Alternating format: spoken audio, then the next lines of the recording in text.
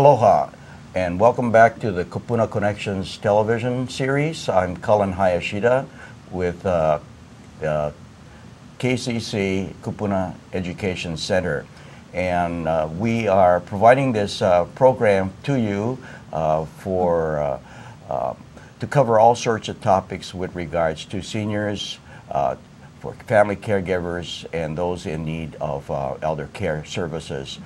Today we have a fortune to talk about injury prevention for seniors. And first of all, before we get started, of course, let me have everybody introduce themselves.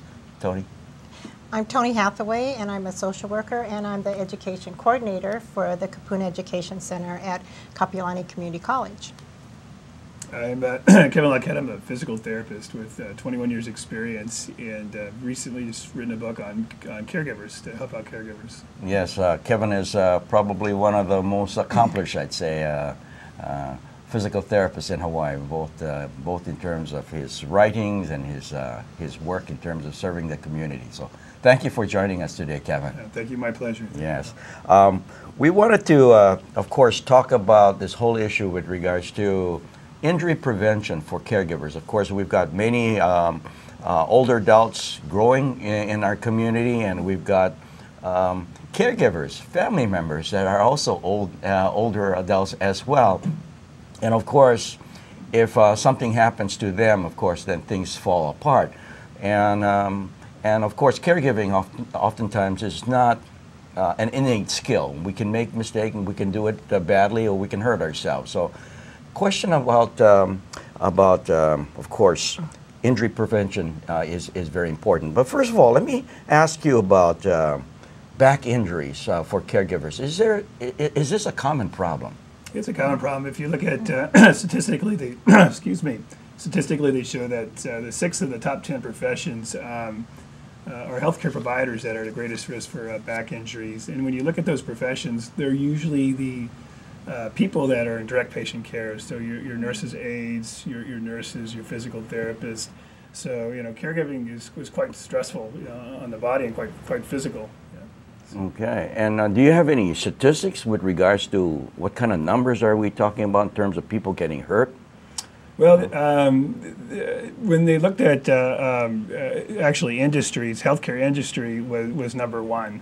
You would think construction and industries like that would have more back injuries, but healthcare injuries, it's very prevalent, very prevalent. Is that right? And there's a lot of factors in regards to environment and things that that could put caregiver at risk. And lack of education as well.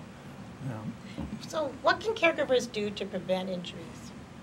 Well, we spend a lot of time, as a physical therapist, do a lot of teaching and training to educate caregivers to take care of themselves. As you alluded to, if the caregiver gets injured, then everybody's in trouble. And there's always so much focus on the care receiver and not so much focus on the caregiver. So we spend a lot of time of teaching caregivers the principles of good body mechanics. And if they can practice those principles, a lot of times we can keep them out of trouble and keep them healthy. Yeah. Okay, we have some slides that you shared with us, and perhaps we can see some of them right now, that you brought along. Yeah. So the first principle of good body mechanics is you want to have a good wide base of support.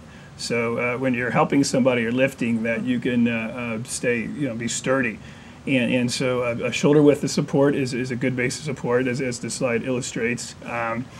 But sometimes when you're caregiving, a lot of times you can't control the space that you have, whether you're trying to help somebody in and out of a car, you're trying to manage a wheelchair and the person, and the space is really tight, or space where there's not much space for a wheelchair in the bed. Then another wide base of support is kind of a scissor position where one leg's in front, one leg's behind, and it gives you stability in that direction too, so you can be safe to manage the person. Okay. A second principle that we teach, and this is a principle to keep you healthy regardless of what you're doing, but we're going to talk about applying it to helping a care receiver, is keeping the load close to you. So if you're lifting something and it's far away, as the slide illustrates, there's a really long lever arm and there's a lot of stress in your back. So if you try this at home, if you pick up a chair and take a step and try to lift it up with your arms extended, you'll feel the strain go right to your low back. So if you keep the load close to you, as the next slide will show, is the chair will weigh a lot less because you have a decreased lever arm and you won't have that stress in your back.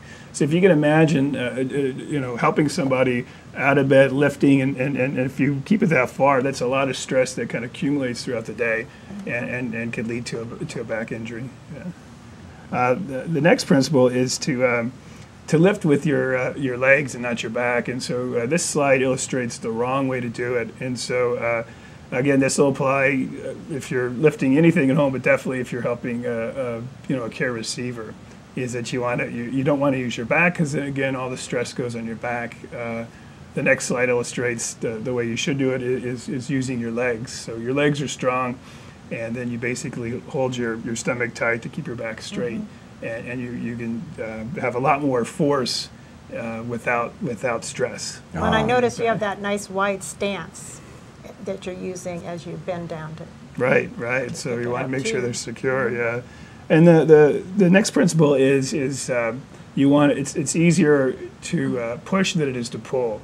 So anytime that you're pulling, there's a stress can go to your low back. So if you're pulling, the stress goes here. So if you're pushing, you can keep a nice neutral spine and keep your back in a good position, and the load's a lot closer. The next slide illustrates. So this is a slide of trying to help somebody get up in the standing, and so. The second slide that you're looking at right now shows you're pushing, and so you can use your legs, and again, there's not stress in your back. So now, is there any danger with the person falling down, though? No. Well, we'll talk a little bit later about a different mobility going sitting to standing, but a lot of times the caregivers actually will just instinctively position themselves in front of the care receiver and end up doing more work and stressing themselves more than if you're on the side. Actually, the care receiver feels a little bit more secure, and they actually can perform more of the work. So there's less stress on the caregiver, and the care receiver actually it's more healthy for them because they can stay stronger and be more independent. So, one thing we teach is that we want the care receiver to do as much as he or she possibly can. So because it keeps them more independent and strong, and it preserves the caregiver. Right. Yeah, that's a really important point, I think. The next thing we talk about is when we're helping people is to be aware of your body type and the body type of the person that you're helping. I'm 6'2", I'm kind of a big guy. I have really long arms. Again, kind of scratch my feet with my arm standing up straight. So for me, I position myself in a position to where I can keep the load close to me, as the slide shows, and but it's easier for me to reach around. That way, I can have a nice stable base, and I feel in control, and it's easier for me to help a person move from side to side. If you're of smaller stature than I am, then this position may not work for you. But the key to helping somebody is to always make sure that you're keeping your back straight, that your back is not rounded. Anytime that your back is rounded, you're putting yourself at risk for injury. So this position for me allows me to keep my back straight and control the person.